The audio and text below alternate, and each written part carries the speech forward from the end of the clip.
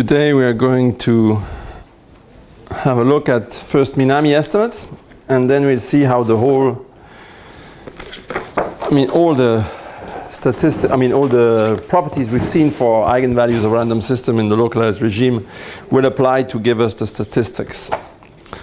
So let me check.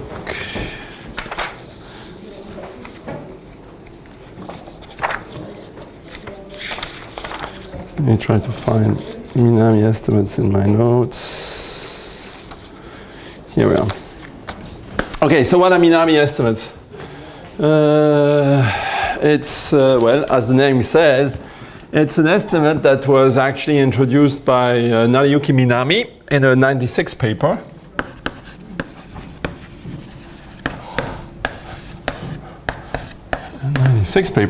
And the way he wrote it, I'm not sure actually, I don't remember exactly, but essentially what he did was the following thing. He looked at the probability, so you take your random operator, so this is the Anderson model.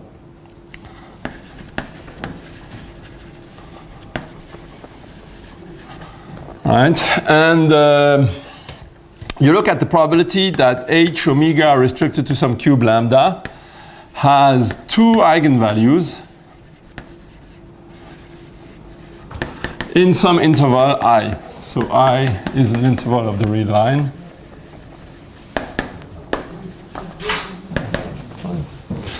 And and I, well, of course, imagine I to be small, okay? And what he proved is that there was a constant which depended only on the potential, so more or less universal once the bound of the potential is given, such that this probability is bounded from above by this constant times the length of the interval times the volume of the cube squared. Right? So remember what Wegener's estimate was about.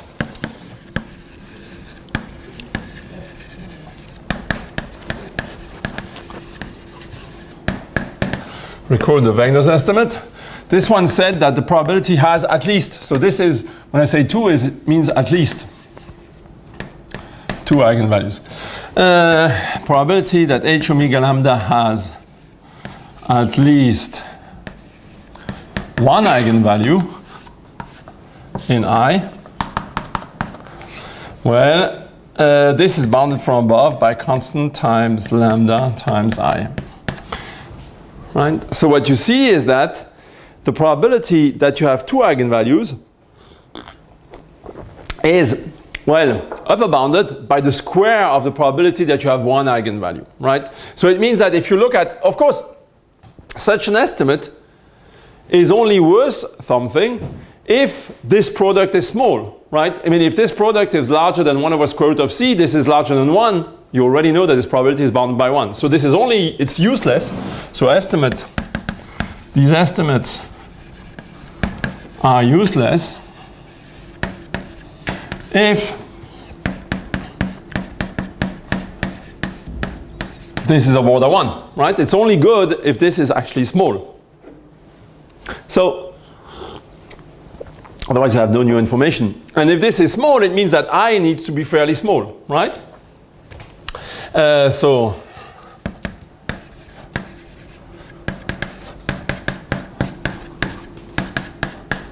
if I is less than 1 over lambda, it means that the eigenvalues, so in case of Minami gives an estimate on the joint probability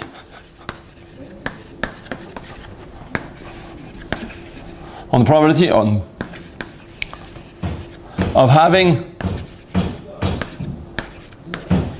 two close eigenvalues. Right? How close? Well, in the sense that two close eigenvalues, but well, in the following sense, we know that because we are dealing with an operator in the discrete case, right? There is a finite length interval, which is just the almost sure spectrum, in which all the eigenvalues are going to live, right? So this finite length interval will contain volume of lambda eigenvalues. Okay? So the typical spacing between these things is going to be 1 over volume of lambda times a constant, right? So typical spacing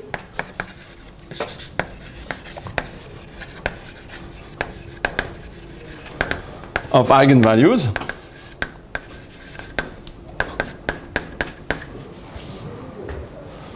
is of order, it's not exactly 1 over lambda, there's a constant missing, but order 1 over lambda, right? So this really becomes useful.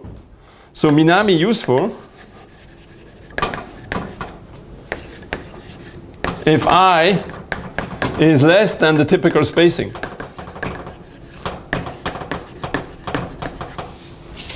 Right? It's really something about what's happening if you have eigenvalues that are closer than typical spacing, and typically it tells you that this is unlikely, right? Which is something very natural. It's unlikely to have eigenvalues closer to each other than typical spacing. Okay. Now we're going to prove a stronger version of this inequality, which was actually, and we're going to follow a proof which was given quite recently. I think it's 5 or 6 years ago, 2007 I think is the date of the paper, which was given by Combe, Germini and Klein.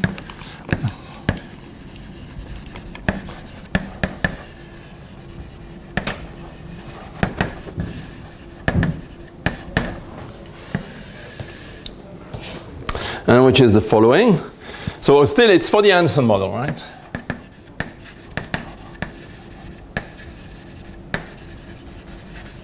And in particular in their proof, well, in the proof of Minami it was also important that it was the Anderson model. What is important in the Anderson model is not so much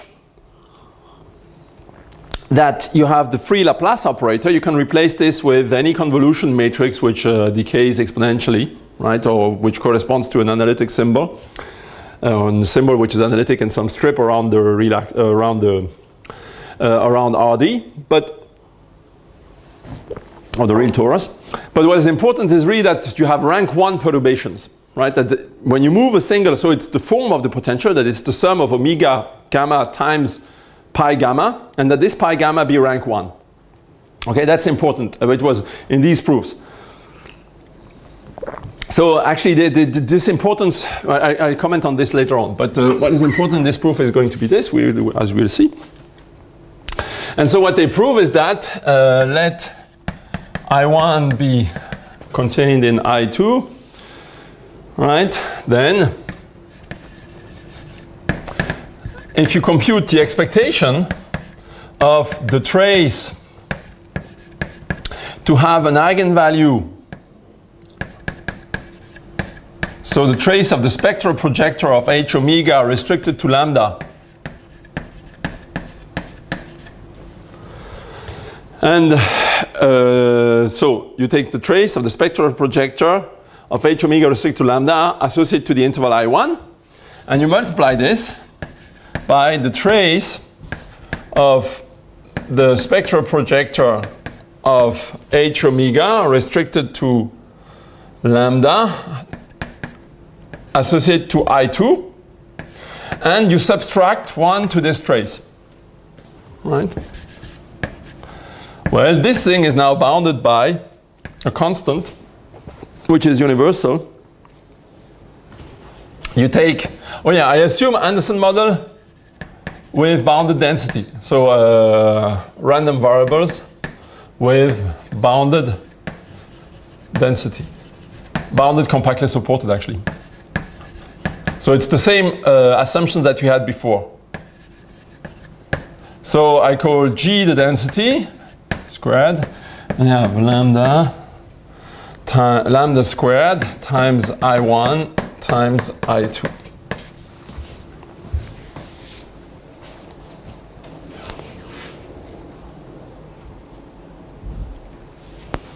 And the constant here can be taken to be equal to 2. Actually.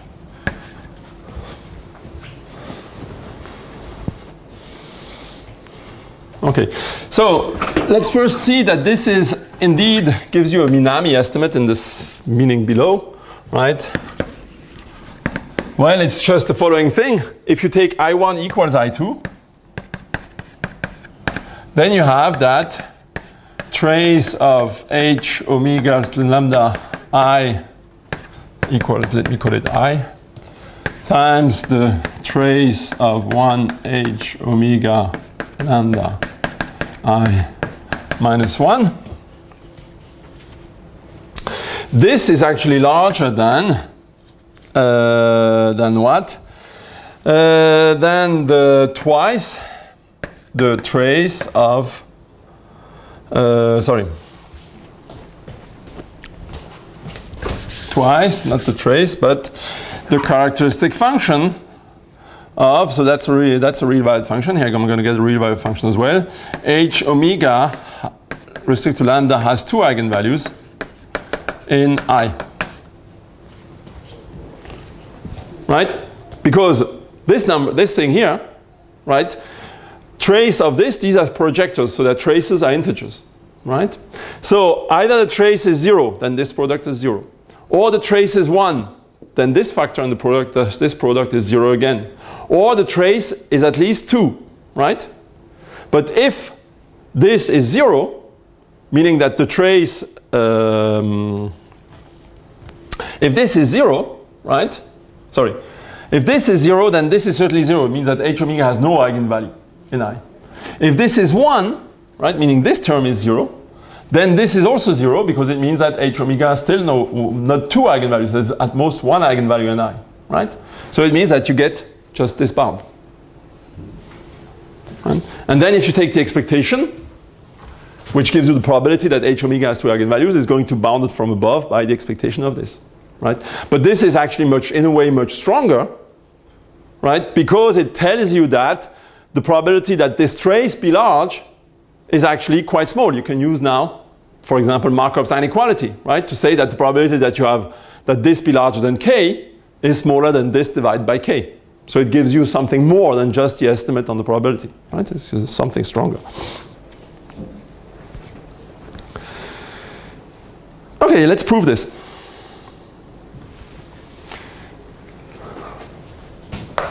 The proof is quite simple, and it relies on the same techniques as the Wegener estimates proof, or as the proof of the Wegener estimate that we saw. And the main basic lemma is the following, is that take, as before, a of t, remember we had a plus t phi phi, so a is a nice self-adjoint operator. We had a rank 1 perturbation, right? And assume that as before, as in the previous lemmas, the spectrum of A is discrete. So A is A0. A0 is discrete, right? Then, for A less than B, if you can upper bound the trace of the spectral projector in AB, of H0. Well, yeah, here this is my notation. I should change this. I don't know why I inverted. This is H omega lambda, and this is the interval, right? It's just a characteristic function of the.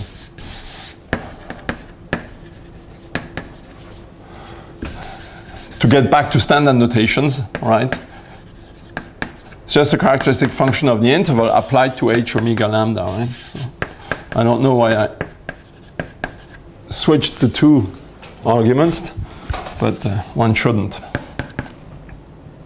Of trace on AB of A0 or of A is bounded from above by 1 plus the trace of 1 AB of AT, and this as soon as T is positive. It's certainly true for T0. It's certainly true as T is positive.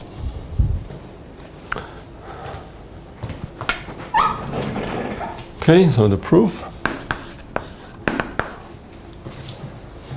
Actually, we essentially already wrote the proof. We didn't write the proof of this, but we have the main argument we already saw. You remember? We saw that if we call E1,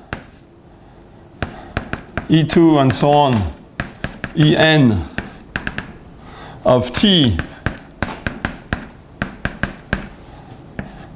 the eigenvalues of A of t, right? We already saw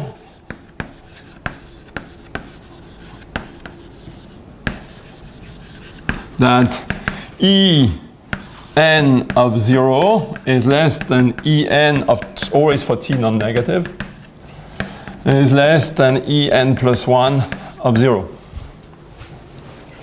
Right, this for any n. And the idea was just the following. Just to recall what we already said, the idea was if the spectrum is simple, so first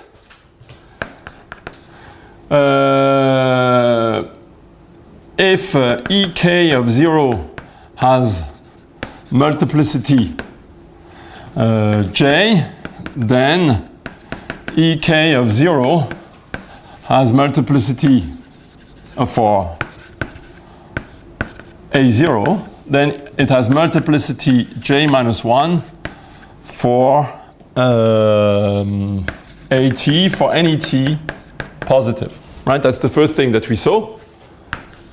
Why? It's because if you have, so this is okay for j, this is j larger than 2. Right? Actually, so for j larger than 1 for. It means that this is not an eigenvalue, right, if it's multiplicity 1. Why for multiplicity larger than 2? It's because inside the eigenspace, right, inside the eigenspace corresponding, imagine that you have multiplicity larger than 2. Inside the eigenspace corresponding to Ek for A0, you have a vector space of dimension j minus 1, which is orthogonal to phi. So on this vector space, At is A0. So this vector space is going to be stable again by At. And it creates this eigenvalue, right? And then you factor these out. You get rid of these. And what remains is just a space where all the eigenvalues are simple. Right? We have a space, a subspace of the Hilbert space on which At acts, for which A has only simple eigenvalues. Right? And assume what? Assume that the Ek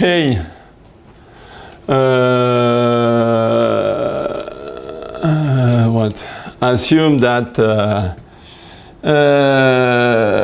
Ek is 0 are simple. That's the only case that's left to deal with. Then we know that let phi k be an eigenvector associated to Ek, then E is in the spectrum of At if and only if the sum of phi k divided by E minus Ek times t is equal to 1.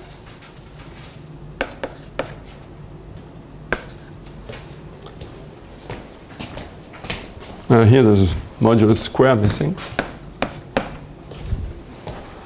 You can rewrite the eigenvalue equation in the following way.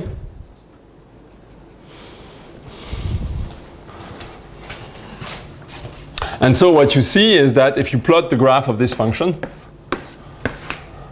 well, at each E1, E2, E3, well, the way it goes is this, these are all non-negative, right? What you have is that when you come from below, you have this, and then here, right, you have these curves, and you're interested in what's happening. So this is 1 over t. So this is the graphs, if you call this function g of e. Here I'm plotting the graph of g, right? And I look at when it intersects 1 over t, and I see they have eigenvalues that are inside the intervals e1, e2, e2, e3, e3, e4, and so on. Right, so I prove this.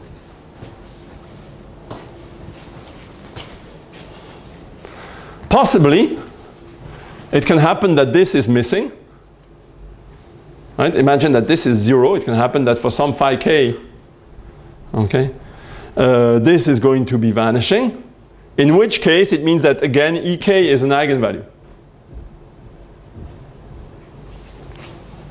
So I should say has multiplicity at least. So this works with at least. It could be higher, right? Has multiplicity.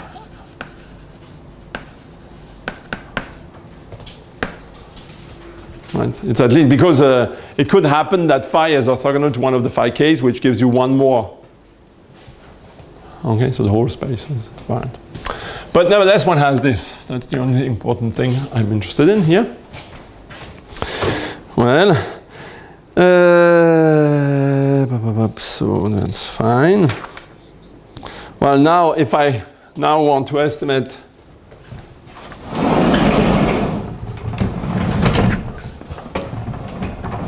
now I want to understand what's happening to trace of 1 I, so this is I1 H omega lambda times the trace of 1 I2 H omega lambda minus 1, right?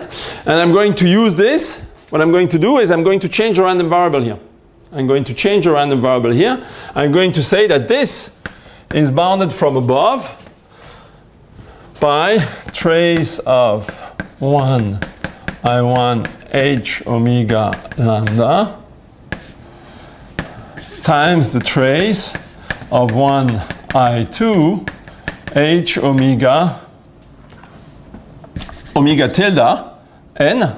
I'll tell you what omega tilde n is, right?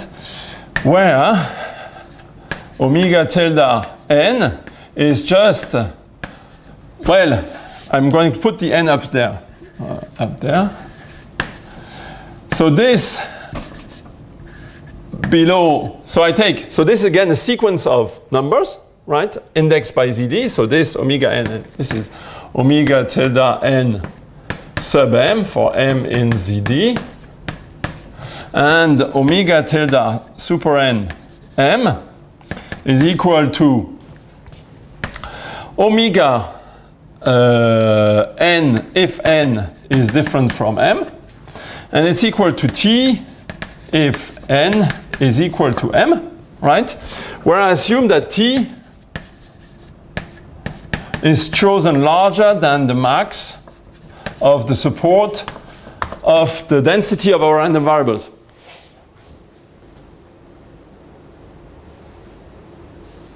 Right? So it means that t minus omega m is going to be positive with probability 1. Right? This is chosen larger than the maximum value that can reach a random variable. So the omega m, the mth one here, is going to be less than this t.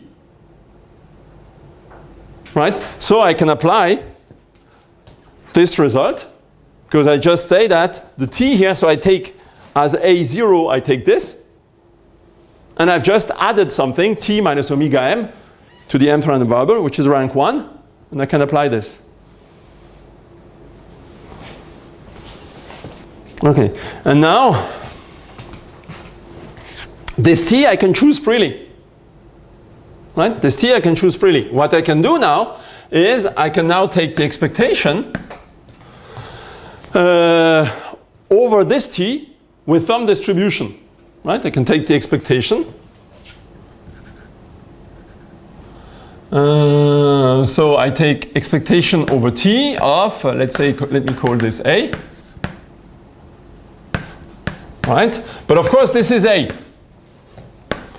as a doesn't depend on t. Right?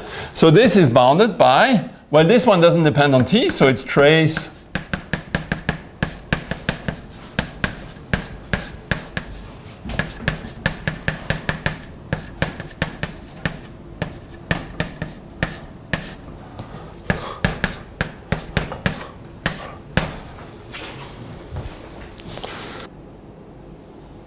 Yeah, so there is a choice of m. So this is correct, this is not wrong, but there is a choice of m. So what I'm going to do is I'm going to do the following. I'm going to write that A is, so here what I do, I can choose the m, so what is this? This trace here is also the sum over the m's in lambda of delta m 1 I1 h omega lambda delta m, right? So I'll choose the m for this one. So I get the following, I get A, which is less than, I just rewrite it, m in lambda. So how do I choose the m? I choose the m so that it corresponds to this vector.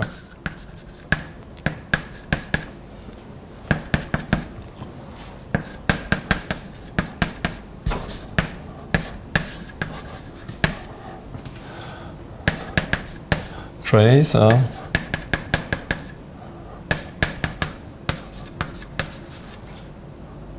so I called it n m here. This is n. Sorry, I missed. I mixed up. This is omega m, and this is if m. That's correct. Here's an m, right? So I should take. This is the n here. I mixed up the indices, the names, and this is omega n to lambda. Here we are.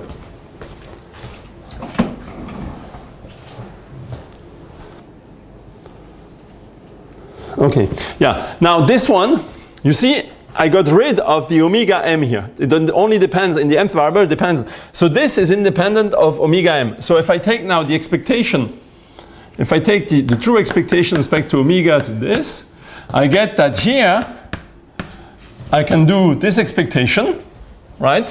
Which I can separate into two parts. Sum over n in lambda. Expectation for the m different from n, and expectation respect to omega n. Right? But this one does not depend on omega n, because I replaced omega n by t. Right? So I just get this out. And this, by spectral averaging,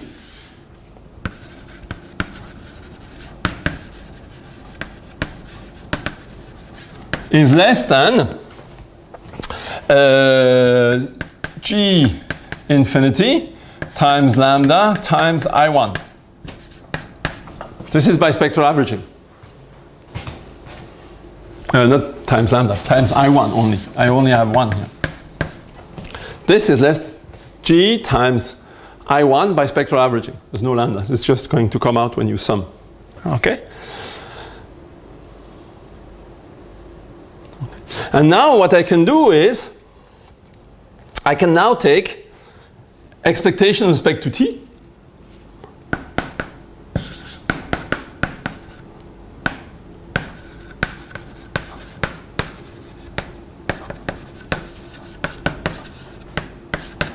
Well, of course, on this side doesn't depend on t, so I just need to do it on this side. And what do I get? I get that e omega of a is less than the sum for n in lambda of g, so I can take this out actually, g infinity times I1, the sum n in lambda. Here I can expand again the sum of m in lambda of what? Of delta m.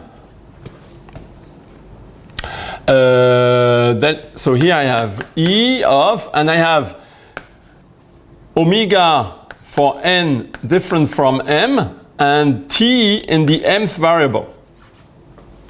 In the nth variable, sorry. T is in the nth variable, and omega in the m when m is different from n. And I have 1 I2 h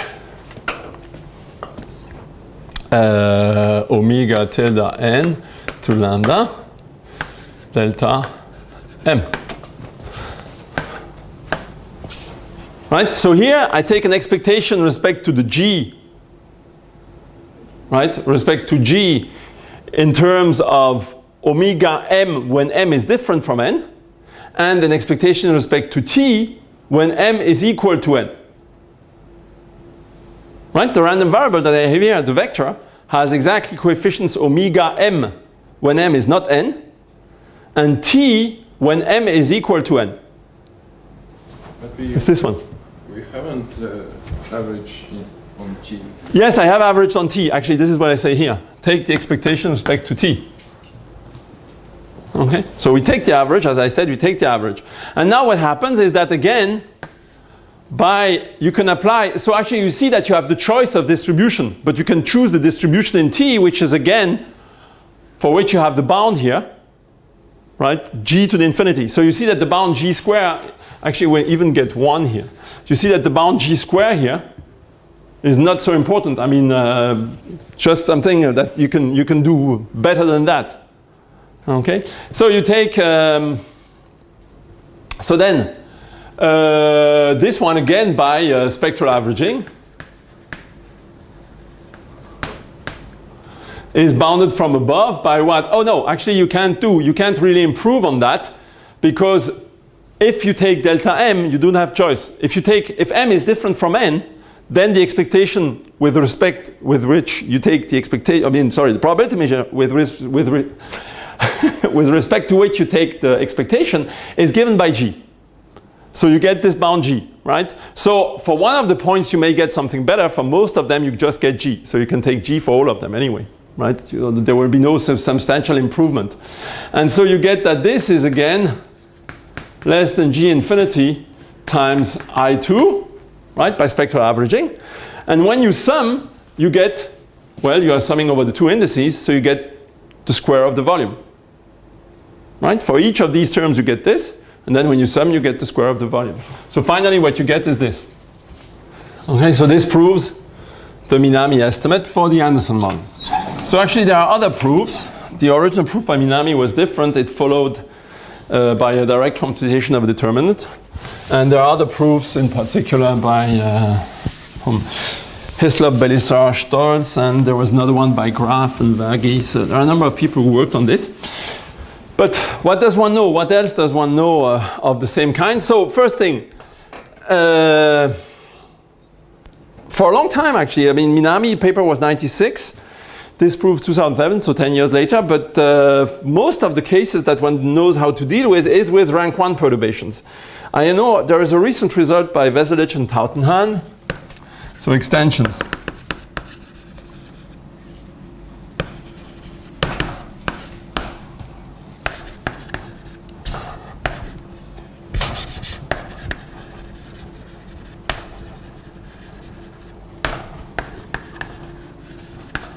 So it's still discrete on ZD, and well, they can admit, so they can allow, so it's still Anderson type.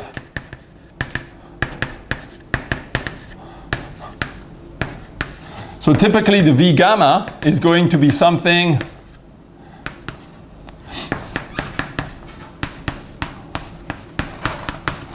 so you just take a potential, right, on the discrete thing. So you have discrete lattice in 1D, and you take a potential which is this, for example. It could change signs.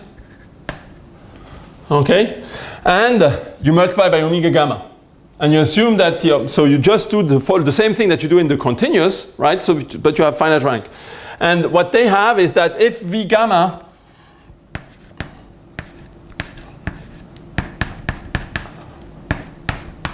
sufficiently small,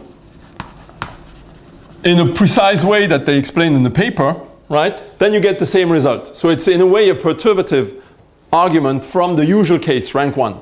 They admit higher rank perturbations, but they really want this to be the main part, right? There is this result. There was a result that was announced on RD, but by what I know, by Combe, Germany and Klein a few years back, but the result was actually withdrawn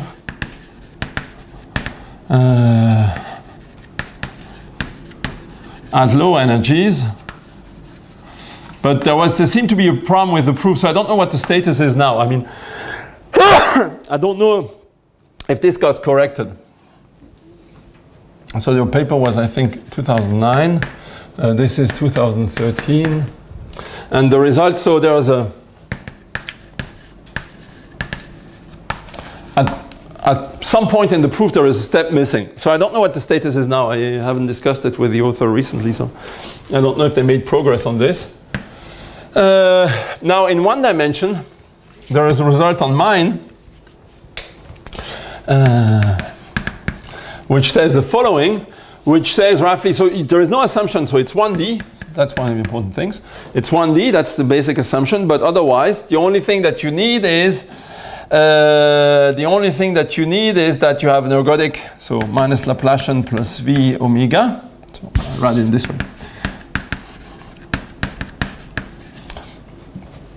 H omega is this, and we assume that if lambda 1, lambda 2, the distance between two cubes, so there exists some constant c, so that if the distance between two cubes is larger than c, then h omega restricted to lambda 1, h omega restricted to lambda 2 are independent.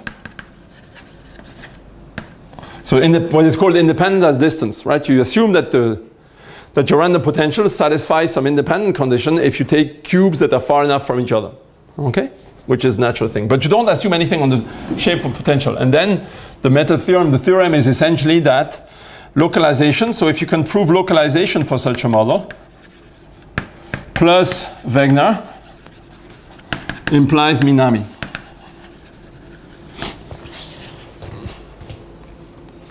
Which is exactly what you expect, right? In the sense that so in particular, so this is exactly what you expect, right? Is that the only thing that you need is to know, is really to play with the independence of close by eigenvalues. And what's the idea behind this? Which actually is quite close. I learned later, after I wrote the paper, I learned that this was actually the way physicists thought about it. But what's the idea behind this?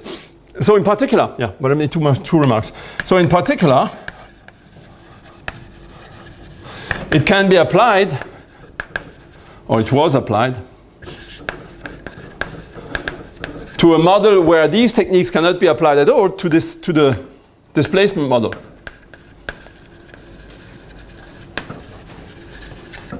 So, which means that you look at h omega equals minus Laplacian plus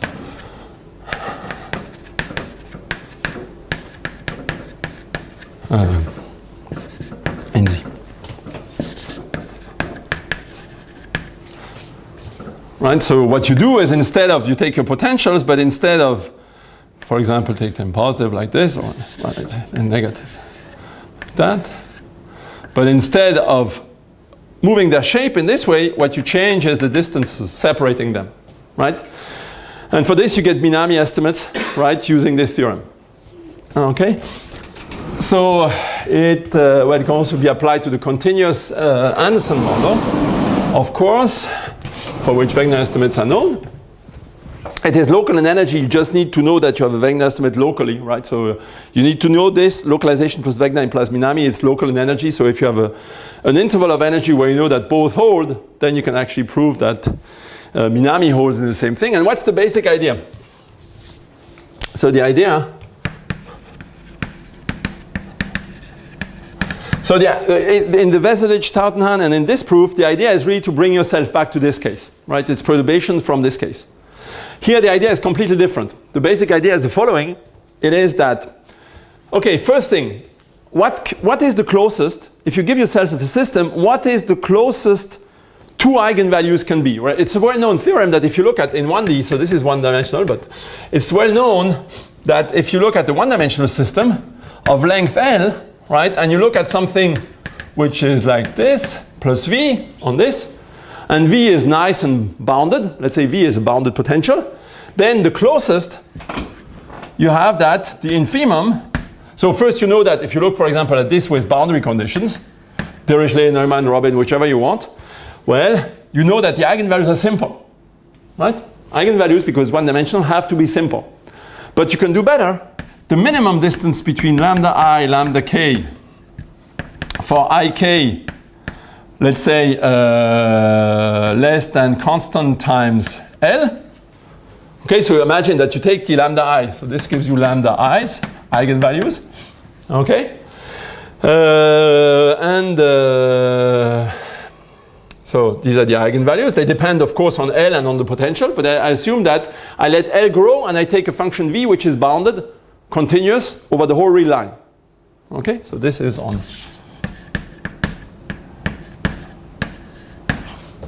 And now I look at not too many eigenvalues, right? And then this is larger than e to the minus CL.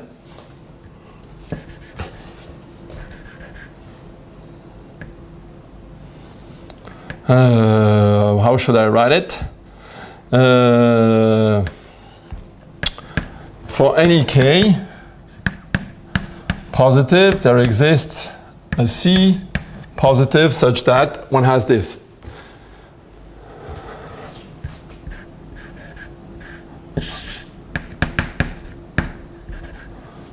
So if you look at the minimal distance between two eigenvalues, it's never be going to be smaller than e to the minus a constant times the length of the interval. Right? That's something that one can prove. It's not too difficult. It comes from the fact that if you look at solutions to this equation, they grow at most exponentially fast. And the most they can have grown or decayed here is e to the constant times L, which depends on the coefficients. Right? And of course, this constant also depends on the energy when you're looking at. This is why these two things are related. Okay? So you will never be able to have eigenvalues on an interval which is much smaller than this. Right? Which is smaller than e to the minus CL. There won't be two. If you take an interval which is smaller than e to the minus 2CL, for example, it will contain always at most one eigenvalue. Never two. Okay? So, and is this optimal? The second question, is this optimal? Right? And it is. Indeed, it is. Why? Because you take the following example. Right? You take a symmetric double well. So, you take a symmetric double well, and you use now, by rescaling, you can use this distance lambda here, so let me put 0 here. Right? And I mean, these are twice the same. Then you take lambda large. So by rescaling, lambda is going to be lambda large. So rescaling, you're going to get that L is square root lambda, I think. Okay, if you rescale in this way, the energy is going to be rescaled. So you look at minus d2 dx2 plus lambda v, with v this double well. So if you rescale and take y equals square root of lambda times x, right? So this is, for example, between minus 1 and 1 to make it so I put 0 here, minus 1 and 1.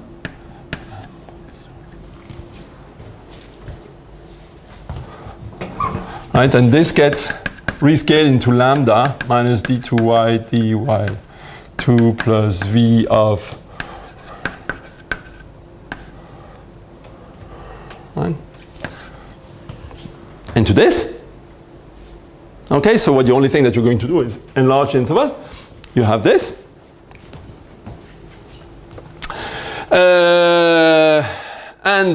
What is the, so in this double well case, right, it's well known that the eigenvalues, so you have a bottom eigenvalues, let's say this is value minus 1. Right? So if you do the scaling, you take 1 over lambda here. So this gives you this, I think. It tells you that you will have an eigenvalue close to, let's say, minus 1, 2 eigenvalues.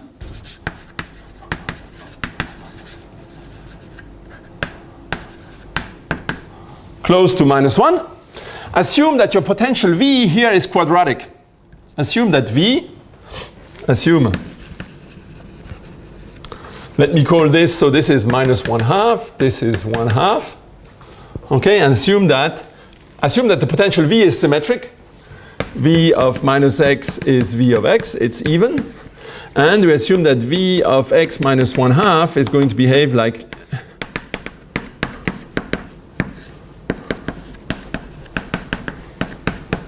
so it's quadratic here. The behavior is quadratic. So this was studied by Landau-Lifshitz in the 20s already. Right, this is the quadratic well. And then you can show that the eigenvalues localize here quadratically. Right? And you can show that you have two eigenvalues, E plus minus. So the bottom, the two first eigenvalues are given by E plus minus, such that E plus is larger than E minus. And the difference, E plus minus E minus, is of order E to the minus. So now,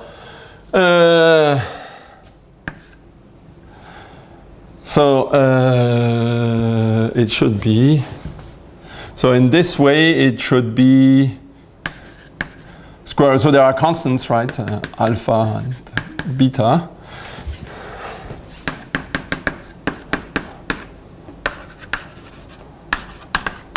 When lambda gets large, right? And so you see that it gets exponentially small. Okay, the thing gets exponentially small. And you see, square root of lambda is this. It is L. It gets exponentially small in this distance. Nothing you can do about that. That's something that you cannot change. There are examples, but you cannot change this, but you can try to prove that for a random potential to look like this, it is very unlikely. Meaning that the probability that this happens, right, is actually very small. And that's exactly what I did in this paper. What I proved is that I studied the two cases. Either this is what is called tunneling, right? That's tunneling effect. And what you can prove is that tunneling is highly unlikely. Right? And so what you do is, if you prove that tunneling is highly unlikely, then you are left in the case when there are no tunneling, and then the spacing gets much bigger. Right? So what I did is roughly, the problem is that here you have tunneling in an example, right? You assume something on the potential and you constructed from this example.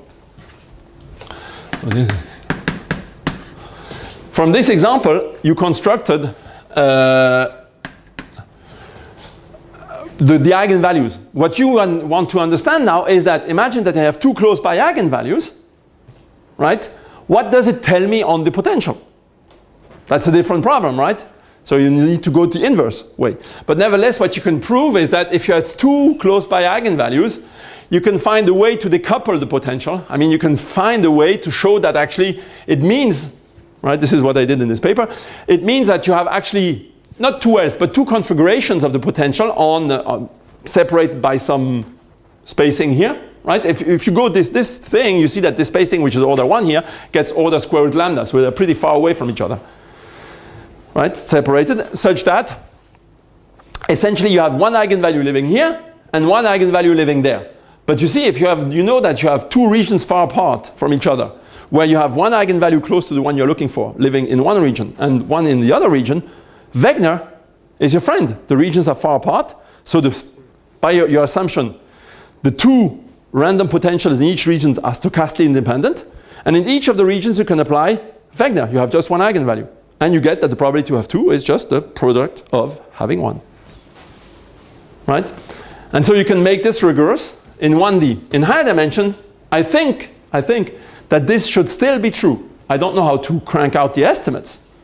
Right? I don't know how to get the estimates, in particular to reconstruct from this double well situation, right? To reconstruct the estimates that you can actually separate two regions. But this is an interesting problem to work on, because that's actually the way physicists think about Minami.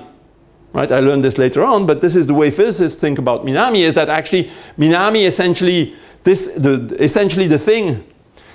probability to have two close by eigenvalue should be very small, because having two close by eigenvalue, the only probable situation is to have two distant boxes, right, that gives rise to easy eigenvalues. Having close by boxes is very unlikely, because it requires that you have potentials in these two boxes that are too close to each other.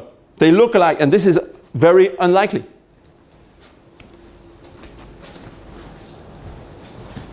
So in one day you can do this, and actually it was extended by students of mine to other situations in 1D, to more general differential equations. So if you have a random p here, and also to the discrete case. They extended it to the discrete case.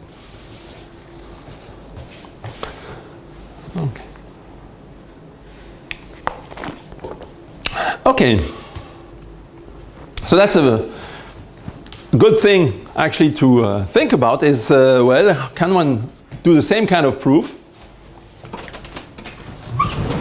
in higher dimensions? Okay, now here what we saw by what Minami's estimate shows us is that to have close by eigenvalues, well, it shows that close by eigenvalues behave as independent random variables, right? The product to have close by eigenvalues is the square of the product to have one eigenvalue, right? To close by eigenvalues to some energy E is roughly the square, or it's bounded by a constant times the square, to have a single eigenvalue. Now, one can ask another question, right? So this is a correlation. This is a kind of decorrelation estimate, right? Because it estimates the correlation between two eigenvalues. So other decorrelation estimates.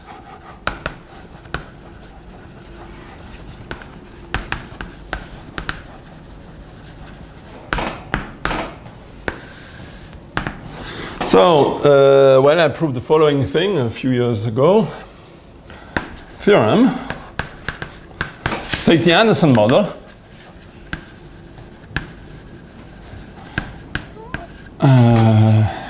With the usual assumptions on the random variables, right? Then you have the following. Take E and E prime, two distinct energy values, right? In dimension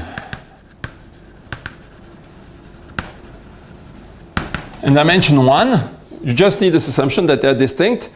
The probability that H omega lambda has an eigenvalue in E minus, so lambda is lambda L,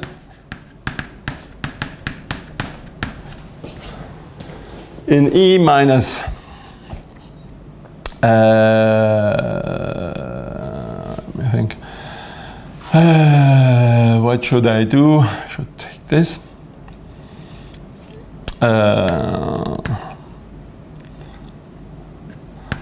Minus epsilon, E plus epsilon, and another one, of course,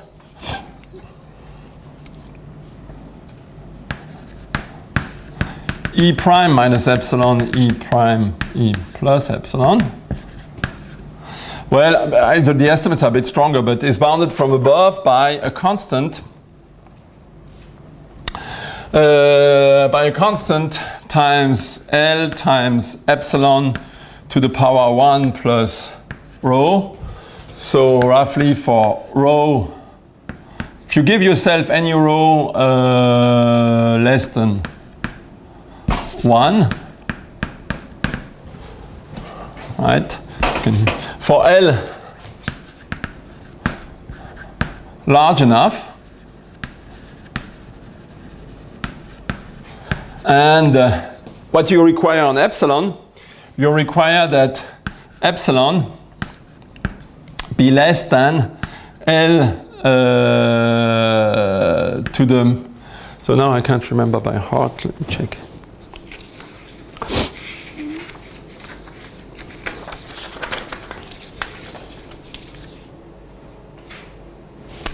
So this is not 1, it's 2/3. And what we have is that the probability, exactly, to have this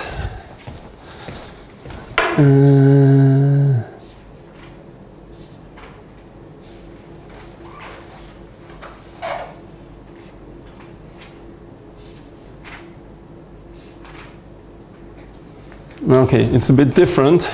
So here you can take this.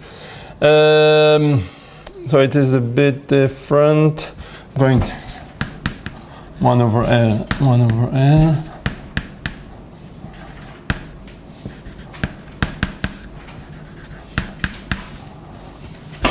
We get L divided by L. There is a mistake in here. No, here there is a mistake. Oops, there is something.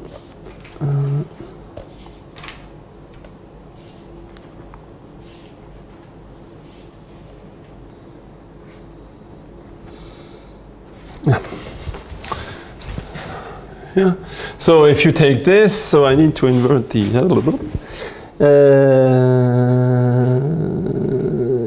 Okay, yeah. I need to invert this. So I take this for a little l, and this is for large L, L inverse. L inverse. So I can keep the inverse. Yeah, I need to change notation. So epsilon is fine. Epsilon is fine here. Epsilon is fine here. Epsilon is fine here. Here I have L epsilon to the 1 plus rho. That's what's okay. Let's keep this. And we just need to do the following thing. We need that rho is this. So here I have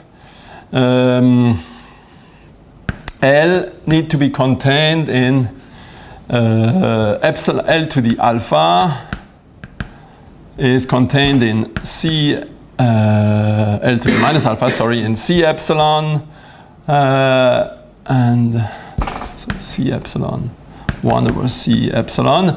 So so if you want, if you take epsilon 1 over minus alpha, this epsilon is contained between C and D minus alpha 1 over C and D minus alpha. And I take now alpha, I want alpha. Oops, where do I take alpha?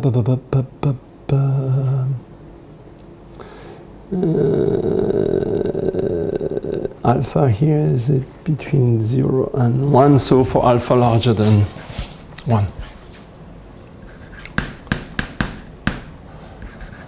Okay, so you pick a row, an alpha, so there exists a C. No, there exists for any C larger than 1. Right? If you take now L large enough and look at the probability that H omega L has an eigenvalue is E minus epsilon, E plus epsilon. So of course we're going to take epsilon small enough so that these two intervals are disjoint. Right? We take epsilon small enough so that these two are disjoint. Then you get that the probability to have an eigenvalue in here, another one in here. So at least one, again, means that at least to have at least one eigenvalue. Then this probability behaves like this.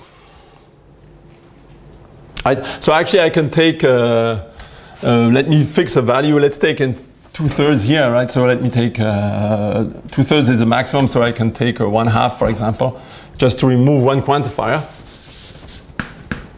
Right? I take 3/2. So it doesn't decay like the square, but it decays much faster than L times epsilon. Right? And so it decays like, so this is roughly what you get for Wegener estimate, probability to have one eigenvalue. This is roughly probability that H omega lambda L has one eigenvalue in E minus epsilon, E plus epsilon, or E prime minus epsilon, E prime plus epsilon, right? By Wegener, this is an upper bound to have one eigenvalue. Okay? So you decay faster. So it means that there is some decorrelation not only between close by eigenvalues, because here what you're doing is you're looking at what's happening. You have E prime, and you look at the eigenvalues in two distinct intervals like this. And these do also decorrelate.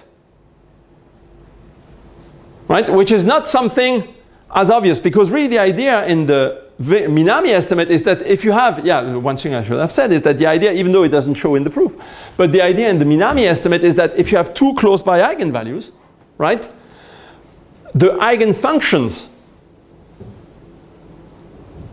well, I said it when I spoke about the tunneling, the eigenfunctions essentially cannot live in the same part of the physical space. right? This is really what is inside the inverse tunneling, right?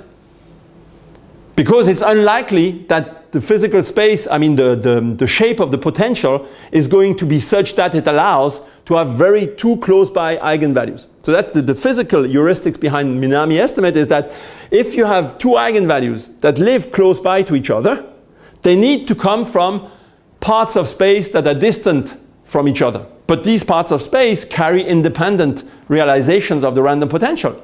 And because you're in the localized regime, you only see the local potential around you. And so you should be independent, right? The two eigenvalues should be independent.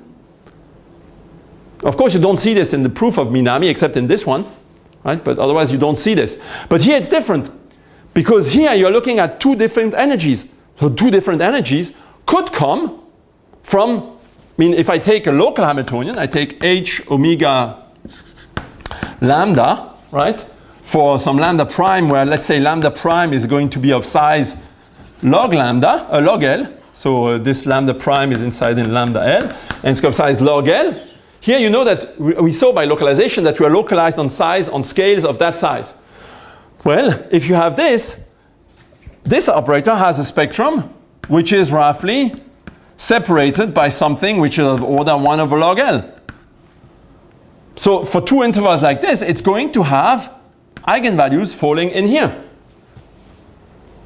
Right? Well, not exactly, because of course this epsilon c has been much smaller than log L. So it means that mostly these eigenvalues don't fall into that. Right? This is what you're going to prove. But nevertheless, it's not obvious, right? You don't have the reasoning that energy, distinct energies, gives you a separation in space is not true anymore. Because, well, this spectrum, the spectrum of this operator, this is going to be roughly 1 over log L, and it goes from the infimum of the almost sure spectrum to the supremum of the almost sure spectrum, right? So it covers all of this, and it's just a spacing of that size. So it may well be that you're going to hit this thing. So you have to prove that this is not going to be the case, right? And actually, as far as I know, I mean, except for there is some work by students of mine that extended this to other models, but that's the only proof I know where one was able to show that actually at different energies, you still have decorrelation, right? Yeah, one thing I want to say, so this is in one dimension, and in higher dimensions, for d larger than 1, there is an additional assumption. I need E minus E prime to be larger than 4D. Right, the same result is true, but you need the difference of the energies to be large enough, right? Which is something you'd like not to be, you'd like to get rid of, right? But I don't know how to. So what is this? What is this 4D? This 4D is just the max of spectrum of Laplacian minus mean of spectrum of Laplacian. Right? It's just the width of the spectrum of the Laplacian. What does it mean that E minus E and E prime satisfy this? It means that the energy E and the energy E prime cannot come both from just the Laplacian. One of them at least has to be created by the random potential. Right? And really in the proof, you see this, right? Actually, you see so for the moment, well, I did this. This was 2009 or 2000. Yeah, it was 2009. We published 2011, but the work I did in 2009. And so at that time, I did not find a way to get rid of this. Right. So for the moment, I didn't work on it recently, but Why don't use this for 1D? Oh, because for 1D, I use another method. I mean, actually, there is a method, but it's really there is something very special happening in 1D. So I really study. The idea is very simple. The basic idea behind this is very simple. Imagine you want to measure the probability to have two eigenvalues close to some given point. So what you do is, it's the same idea as in Wegener. In Wegener, what you do, remember what I explained to you is that what you do is you want to find a vector field, right? So that when you move your eigenvalues along this if you move your probabilistic parameters along this vector field, the eigenvalues do move. Here you need the analog in 2 dimensions. You have 2 eigenvalues. So what you try to do is you try to find 2 random variables, such that if you look at the eigenvalues, or a pair of eigenvalues, let's say Ej, Ek, you look at Ej, Ek as a function of the random variables, and you want this to be a nice diffeomorphism. Nice in the sense that you want to be able to control its Jacobian. If the Jacobian of this diffeomorphism, right, is not small, then it means that locally the independence of the random variables carries over to the eigenvalues, because it means that if, see, the basic idea is this, of both proofs actually, is that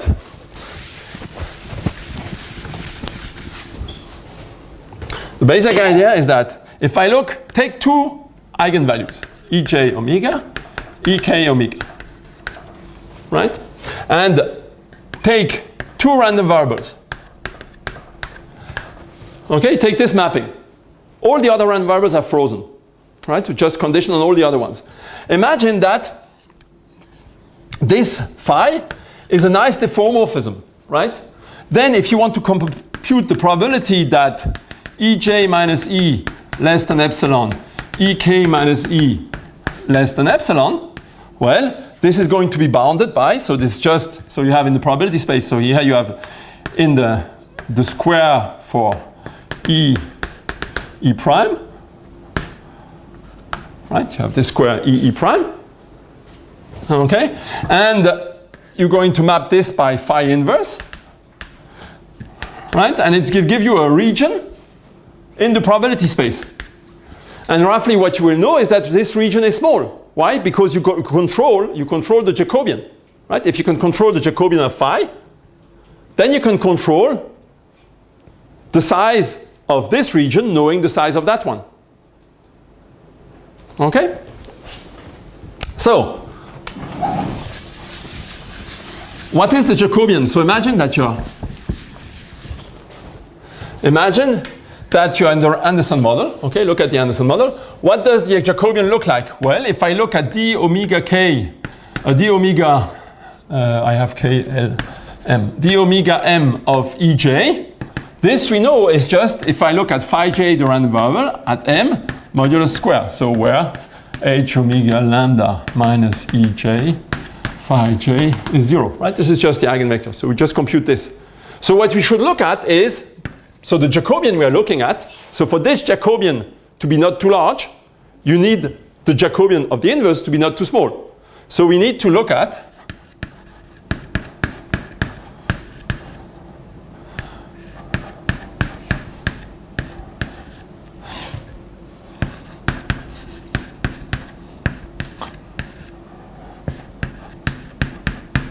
that's the Jacobian, and you want this not to be too small, right?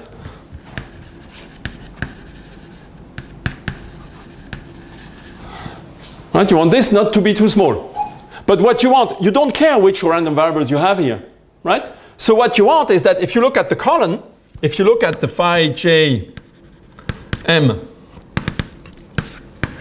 modulus squared, and this one, phi k m modulus squared, you want two Jacobians in here, you take all the minors of order 2, you want one of all of these not to be too small, because you don't care about which random variables is going to be a nice diffeomorphism, right? Where you're going to be. So you want this. So you want essentially to say that 2 are not too small, you want essentially, because the sum up to 1, there is a lemma, you want to show that this actually, well, you want the probability that this minus this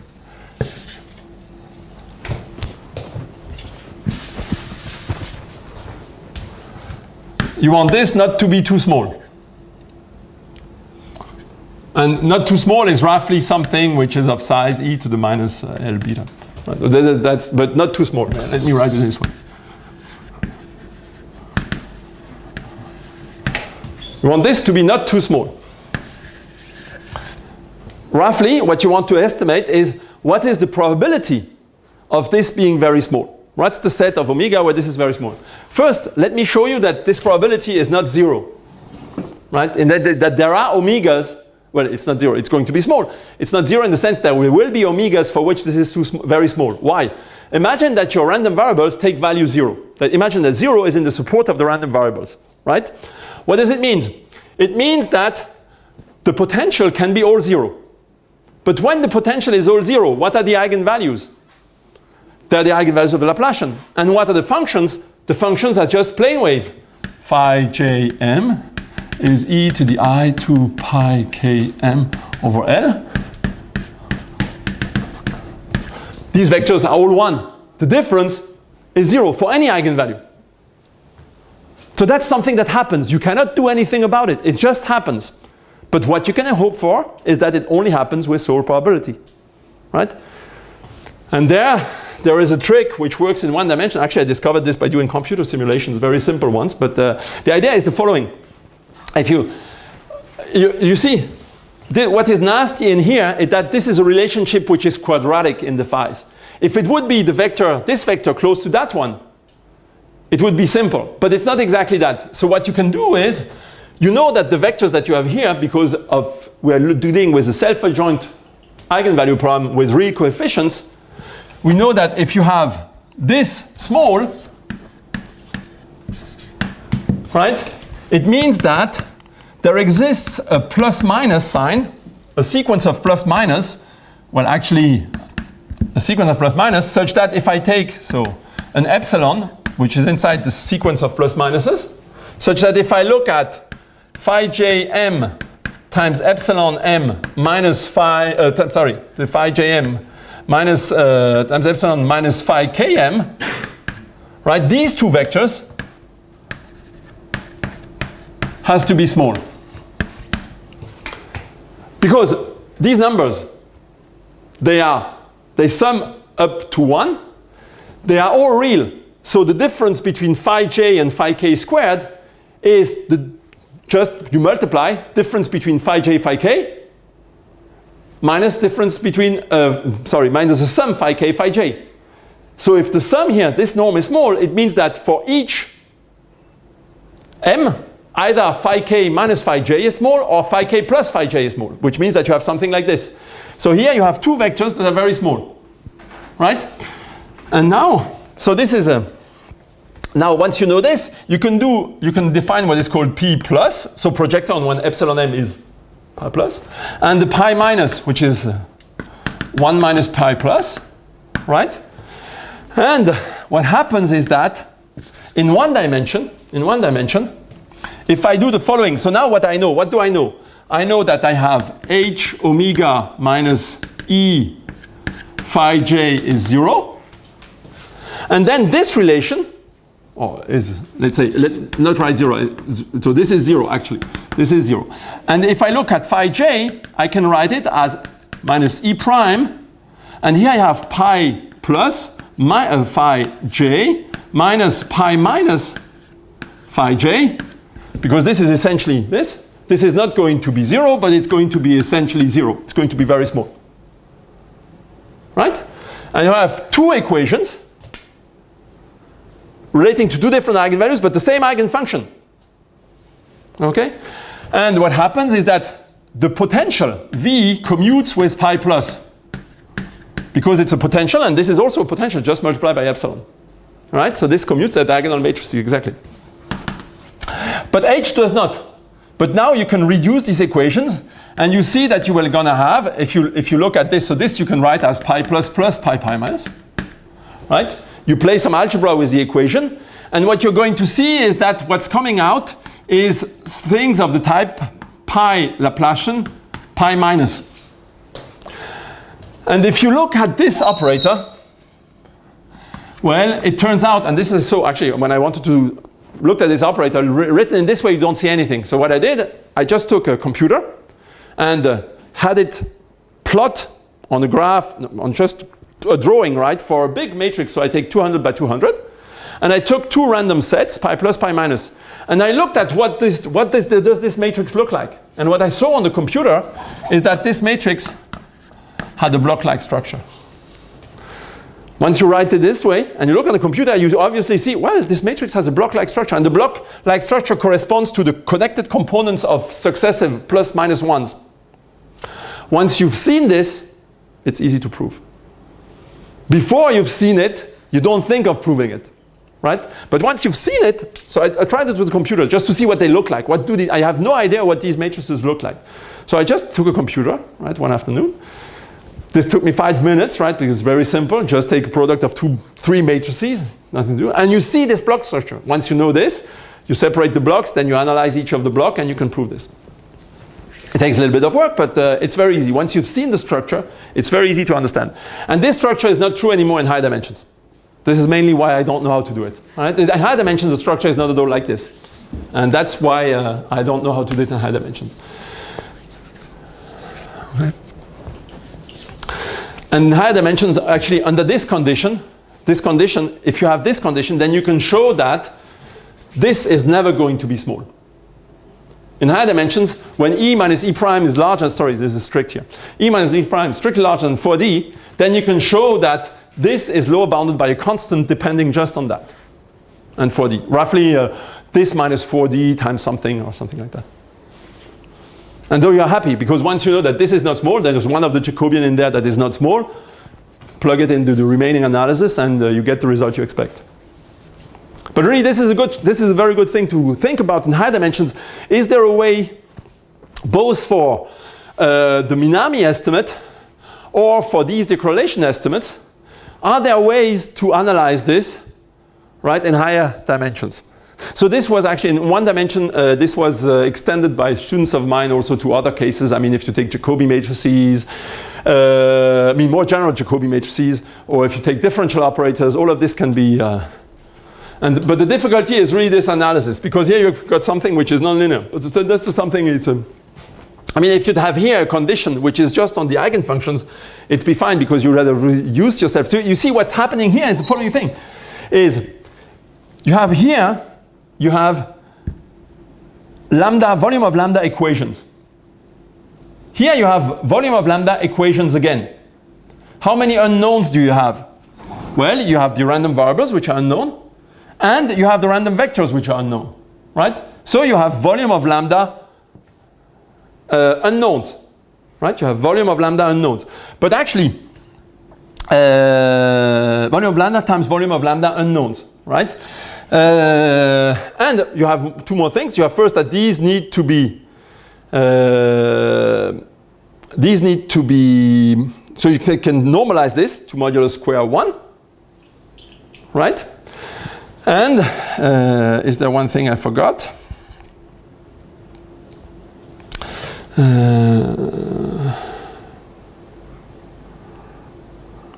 No, what I wanted to imply, what I wanted to show you is actually that this set of equations, there is something that there is missing in here that I forgot to, what is it that I'm forgetting? There's something I'm forgetting. But I wanted to show you that actually these two equations, right, if you count just the number of degrees of freedoms in your random variables, it's going to show you that the random variables omega gamma need to be linked, right, by a number of relations which is very large. But because the omega gammas are independent, this typically will have an exponentially small probability of happening, right?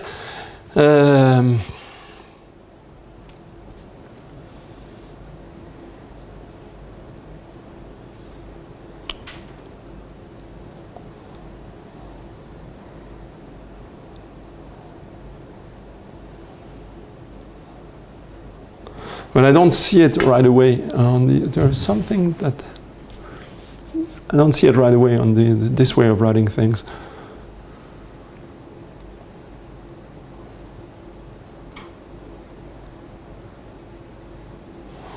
Okay. Well, okay, so is there anything else I wanted to tell you about these inequalities? No, I think we can stop here actually for this one, okay? And on Thursday we're going to do the spectral estimates, right? So we're going to use all of this to construct the statistics of the eigenvalues and of the localization centers, okay? And you see, it's going to be, it's not very difficult.